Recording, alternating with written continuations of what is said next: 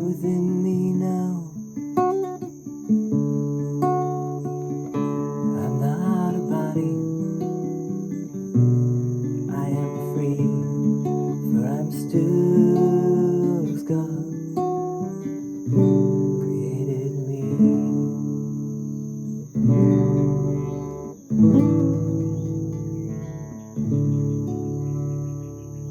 Alright, we're on lesson 209 of the workbook of A Course in Miracles. We're on review number 6. I've been away a couple of days. I didn't do videos. I actually am not feeling that great today, so I'm going to try to keep this a little bit shorter and sweeter. So yesterday, or when we did the last lesson, 208, is the peace of God is shining in me now. And we saw how that followed from I want the peace of God in lesson 205. I want the peace of God. And then salvation of the world depends on me, 206. And then I bless the world because I bless myself. So when I want the peace of God, when I really want it, when I'm really, realize that that's all that I really want, and that's really all that I really need, then I go on this journey. And on the journey, I realize that there really is nothing outside of me that can give me that peace. I have to accept that peace for myself. That it really depends on me, on my choice. And when I make that choice, and when I get to that place of understanding and that place of experience, then the peace of God is shining in me now. And I feel the love of God within me now, right? So Jesus is bringing in the peace and the love, and the next lesson is going to be joy. So peace, love, and joy. Now, it's oftentimes, I think maybe since the 60s, but maybe before the 60s, that peace and love go together, right? We say peace and love, man, right? Why is that? Well, the Course is also harping upon that idea. It's also focusing on that first you need to have the peace. With the peace of mind, with the peace of God, then you will return to the love of God. You will know that love through finding the peace. It might all happen at the same time too. It could happen all at once, right? But you need to quiet your mind, right? That's having a peaceful mind means quieting your mind and not attending to the things of this world so much, right? Letting go of thoughts, concepts, desires, letting go of projects, letting go of future fantasies, what might be, letting go of the past, letting go of your guilt, letting go of your shame. That is finding peace, right? And then the love is something that really is not of this world, but you can experience it even here. Right? You can experience that love. You can experience an echo of that love. You can experience a taste of that love even in this world. You can also have a holy instant, which is where you go beyond the world, you go beyond the body, and you understand what that is, right? It's a moment out of time where you fully understand what Jesus is getting at here. So here's his commentary on this. I feel the love of God within me now, and then it says the love of God is what created me. The love of God is everything I am. The love of God proclaimed me as his son. The love of God within me sets me free. I'm going to read that again, okay? And I want you to tell me, not that you can tell me, but think about what phrasing here is a little strange, right? So there's 4 love of Gods here. The love of God is what created me. The love of God is everything I am. The love of God proclaimed me as his son. The love of God within me sets me free. Now, what is strange about this phrasing? Now, this is not new. Jesus is not suddenly bringing in the love of God. This has been throughout, right, up until now. We've seen the love of God. Now, I believe there's a lesson, there's one of the lessons is I am as God created me, but another one is love created me as I am. For the Course, God and love really are interchangeable. And when Jesus here speaks about the love of God, he's really talking about that love and God go together, right? Just as peace and God go together. But love in the highest sense is what God is. What is love? When two people fall in love, in a worldly sense, they lose themselves in each other, right? They really are,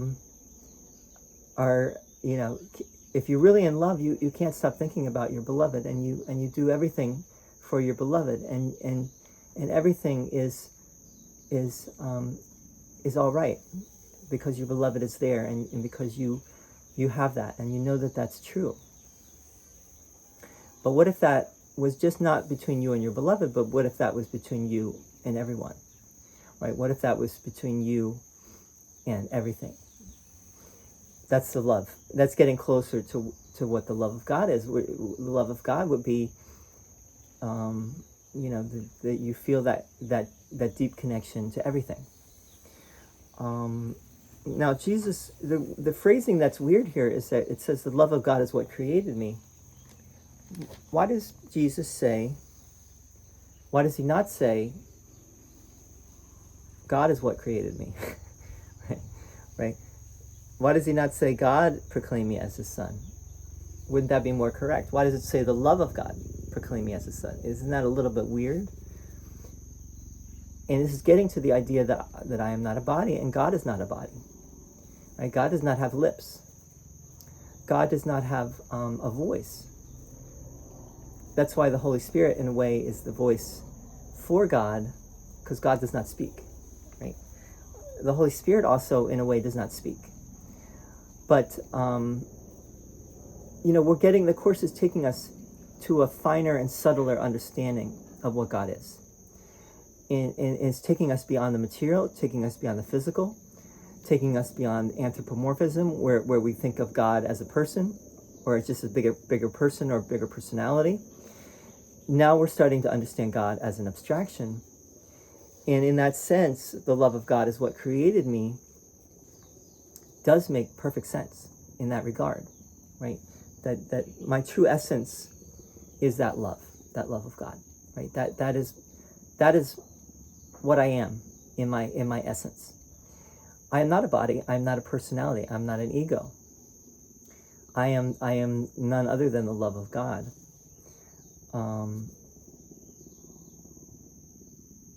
The love of God is everything I am, right? Love of God is what created me. The love of God is everything I am. That is really what I am, and only what I am.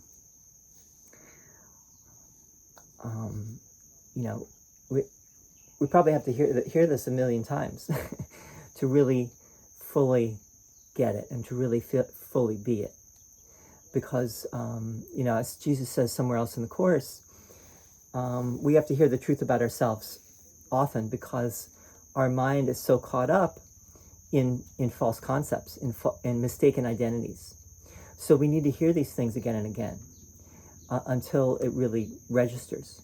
And so far, obviously, it hasn't completely registered, right? Because if it had, we would be at peace and we would feel the love constantly. But we don't always feel that. We go back and forth, and we have turmoil within ourselves. There's a struggle going on, right? There's a battle going on in a sense. And it doesn't have to be a battle, but that's what it often becomes.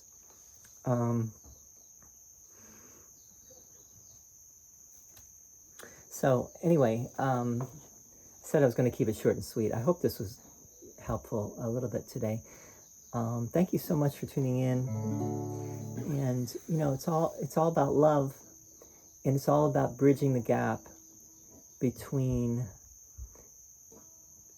the love that you are, and the love that you cannot at this moment maybe fully embody and fully be, right?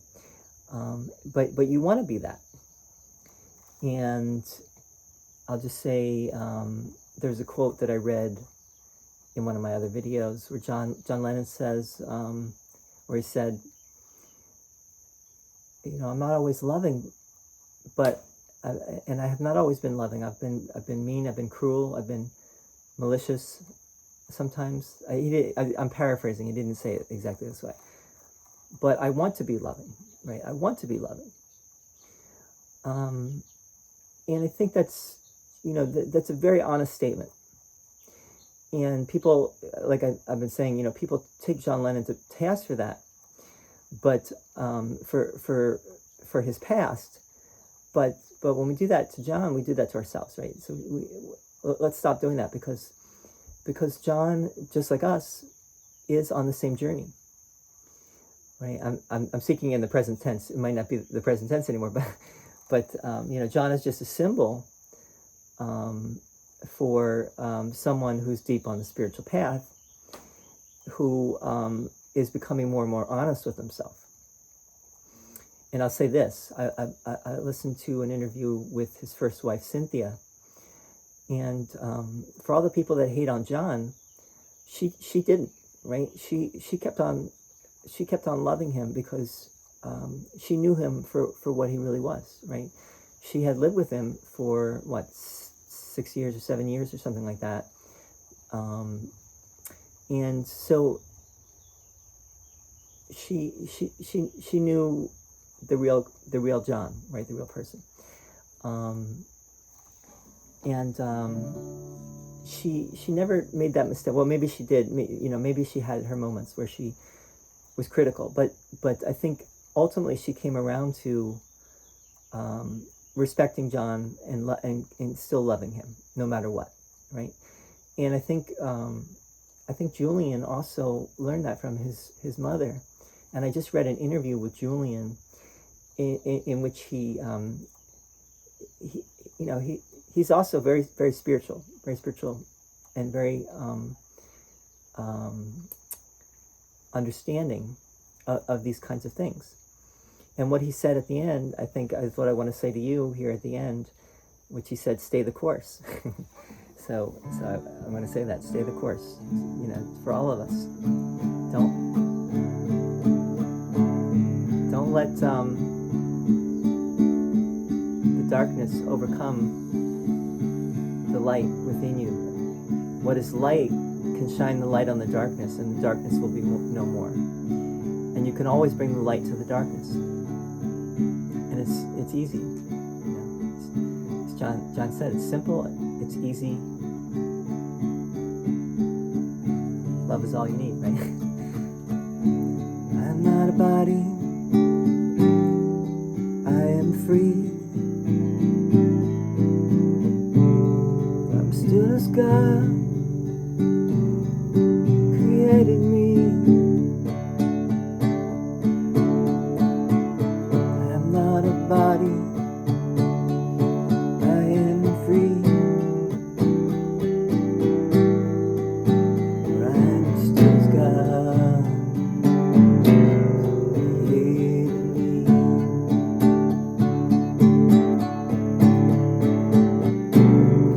Feel the love of God within me now.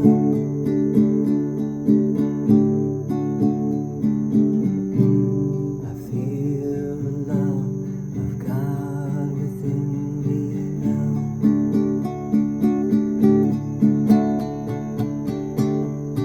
I'm not a body,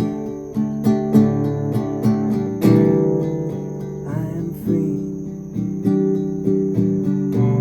For I'm still as the love of God created me.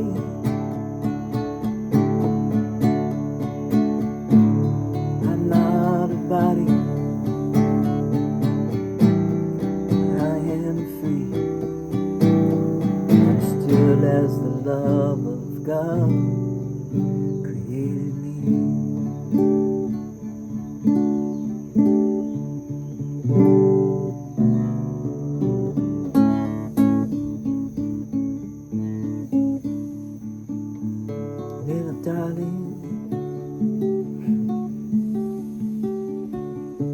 comes the sun, doo doo doo. Here comes the sun. I sing, it's alright.